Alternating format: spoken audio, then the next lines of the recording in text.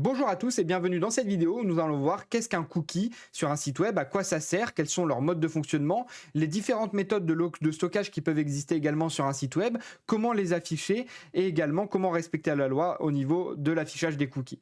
Alors du coup, cette vidéo elle est en partenariat avec Acceptio, qui est le site que vous voyez à l'écran, qui permet de gérer ces petites modèles de cookies qui sont très importantes, qui vont permettre de laisser le choix à l'utilisateur de choisir s'il accepte tous les cookies, certains ou pas du tout, et directement du coup d'être en accord avec les différentes lois que vous avez ici, donc le RGPD, le LPD pour la suite et ce genre directement de texte. En suivant, vous avez également sur le site d'Acceptio un outil qui va vous permettre de tester si votre site est conforme au niveau des cookies. Il vous suffit de rentrer directement votre email et l'URL de votre site et vous allez recevoir un rapport pour savoir si vous laissez bien le choix à l'utilisateur de configurer les cookies et si vos cookies sont bien configurés de manière générale. En suivant, vous allez avoir directement une section tarifs. Jusqu'à 200 visites par mois, c'est gratuit pour Acceptio. Au-delà, vous avez des plans payants. Vous avez le code promo KeepDevX Acceptio où vous avez 20% de remise directement sur votre abonnement le premier mois. Donc n'hésitez pas à aller voir si ça vous intéresse. En plus de ça, Acceptio, c'est entièrement customisable et ça, c'est cool.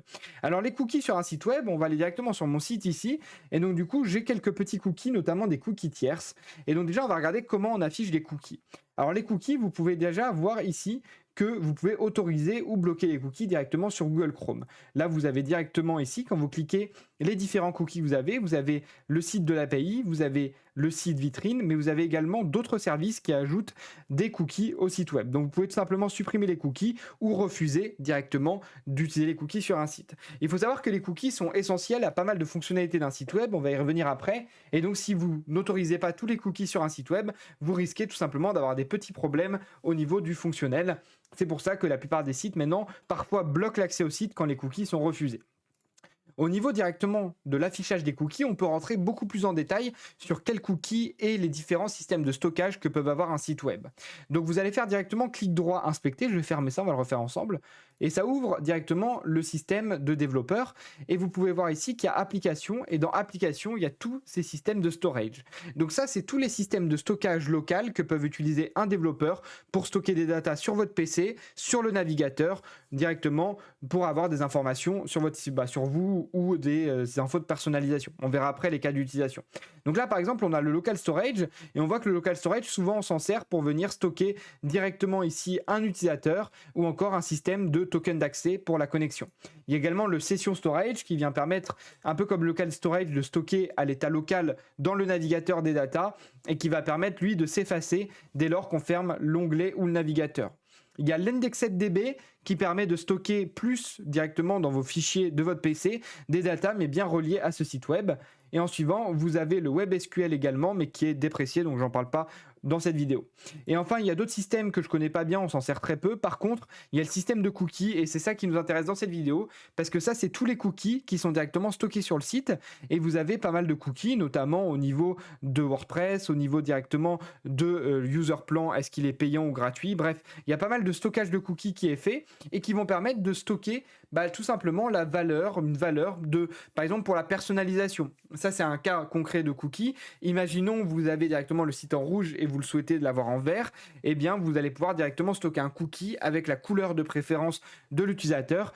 Donc ça, c'est le premier point. En suivant, on va se servir de quoi d'autre? On va se servir également des cookies pour l'analytics, c'est-à-dire stocker sur quel device vous êtes, sur à quel endroit vous êtes également, et ça va permettre d'avoir des outils statistiques pour savoir un peu quelles sont les visites qui sont faites sur un site web. Il va y avoir également tout ce qui est authentification, donc c'est pas vraiment des cookies, on le met dans le local storage, mais on peut très bien mettre dans le cookie des sessions de connexion également, donc on va dire, tiens, dès qu'il est connecté, on stocke sa session de connexion directement dans un cookie, et c'est ça qui permet que vous restiez connecté. Il y a également au niveau des publicités, donc là j'en ai pas sur ce site web là, mais au niveau des publicités, on va stocker également si vous avez des préférences publicitaires directement dans les cookies. C'est pour ça que parfois on vous dit, souhaitez-vous avoir des publicités adaptées à vous? Si vous mettez oui, généralement on va stocker un cookie au fur et à mesure avec les datas qui vous intéressent, sinon on va utiliser plus des publicités aléatoires parce que vous aurez refusé les cookies. Et après, bah, comme je vous le disais, il y a les cookies tiers, tous ces systèmes de cookies qui vont permettre directement de venir alimenter un service. Par exemple, quand Facebook est implémenté directement sur un site web pour un système de commentaires, on va utiliser des cookies tierces. Donc en résumé, les cookies, il faut savoir qu'on peut leur donner un temps de validité directement dans le code. Donc on peut dire que le cookie il est persistant, il va durer plusieurs semaines, ou alors que c'est un cookie plus ou moins temporaire. Il faut savoir également que pas mal de développeurs utilisent désormais le local storage qui permet d'avoir le système de stockage directement un peu plus au format JSON, qui est beaucoup plus pratique en termes de développeurs. Donc voilà un peu comment ça fonctionne au niveau des cookies. Et sur n'importe quel site web, vous devez du coup avoir directement ici les cookies et la politique des cookies. Si on va sur un gros site web, par exemple, on va aller sur orange.fr, on va se mettre en navigation privée, ce que j'avais peut-être déjà accepté. Vous voyez ici qu'il y a toujours cette petite modale qui s'affiche pour personnaliser les cookies. Donc avec Acceptio, le gros avantage, c'est que ça la génère toute seule, mais du coup, vous voyez que vous pouvez personnaliser vos choix ici et donc interdire certains types de cookies. Donc normalement, on doit, en tant que développeur, autoriser ou refuser n'importe quel type de cookie. Donc là, on a par exemple le statistique d'usage du site, interdire ou accepter, etc. Et il y a également tous les partenaires qu'on va pouvoir directement refuser. Je vais vous montrer directement maintenant une modale sur Acceptio. On va aller sur leurs gros clients. Ils ont peut-être directement sur leur site des clients qui leur font confiance. On va aller voir ça. Du coup, on a par exemple le site directement du VNB, qui est un bar et une boutique en ligne de vin et de bière, qui propose directement les cookies Acceptio. Donc je vous montre directement comment ça rend. Vous voyez que c'était personnalisé aux couleurs de VNB et vous allez pouvoir directement choisir automatiquement les cookies. C'est beaucoup plus beau qu'Orange parce que vous avez directement de la détection automatique, notamment est-ce que vous avez le Facebook Pixel ou Google Analytics, Algolia ou ce genre de choses. Et donc on voit concrètement que c'est beaucoup plus joli. Donc du coup, voilà comment ça fonctionne Acceptio. Et vous avez normalement aussi au niveau du côté légal, vous avez la politique des cookies qui doit être quelque part par là. Voilà, politique des cookies. Et ça, c'est assez obligatoire. C'est un texte assez général qui va expliquer comment fonctionnent les cookies sur un site web. Et donc, pour être conforme en tant que développeur sur un site web, vous devez posséder cette modale qui interdit ou autorise certains cookies ou l'ensemble, et la politique des cookies qui explique un peu comment fonctionnent les cookies sur votre site web. J'espère que vous avez un peu mieux compris comment fonctionnent les cookies sur un site web. C'était Équipe Dev. N'hésite pas à t'abonner pour plus de vidéos sur les cookies ou plein d'autres choses. Ciao!